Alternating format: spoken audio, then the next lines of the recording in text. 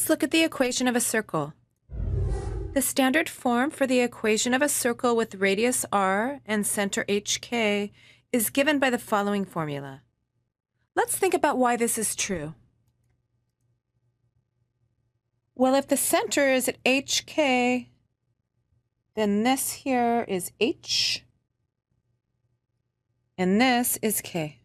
Now remember that a circle is a set of all points x, y in the plane that are at an equal distance r from this center hk, which means by the distance formula that this distance r is equal to the square root of the difference in the x-coordinates squared, so x minus h squared, plus the difference in the y-coordinates squared, so y minus k squared.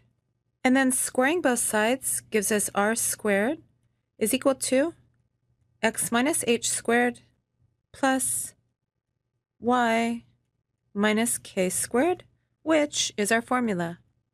All right, let's look at an example. Let's find the equation of a circle with radius 4 and center -1, 2. So the radius r is equal to 4. The x-coordinate of the center h is equal to -1, and the y-coordinate of the center k is equal to 2.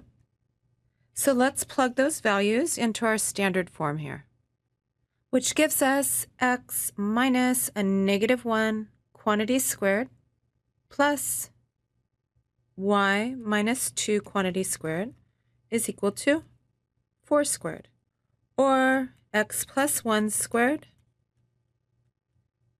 plus y minus 2 squared is equal to 16, which is the equation we're looking for. Let's look at another example. Now, what if we're given the equation of the circle, but it's not in standard form, like this one here? How would we find the radius and center of the circle? What we'll need to do is complete the square on the x terms and complete the square on the y terms. So let's start by grouping these together. We have this x squared term here and this -8x here. So let's group those together. We have x squared minus 8x, and let's leave a little bit of room. And then plus these y terms. We have y squared and 10y. So we'll group these together as well and leave a little bit of room, which is equal to -32. All right, let's complete the square on these x terms. Now remember, the first step in completing the square is to make sure that the coefficient of the square term is 1, which it is here. And then what we do is we take 1/2 the coefficient of x, which in this case is -8, which gives us -4. And then we square this.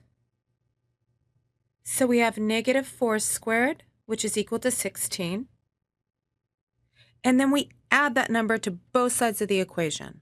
So we have plus 16 here and plus 16 here. Now let's do the same thing with the y terms.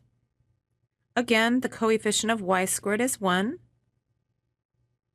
So we take 1/2 the coefficient of y, which in this case is 10, which gives us 5.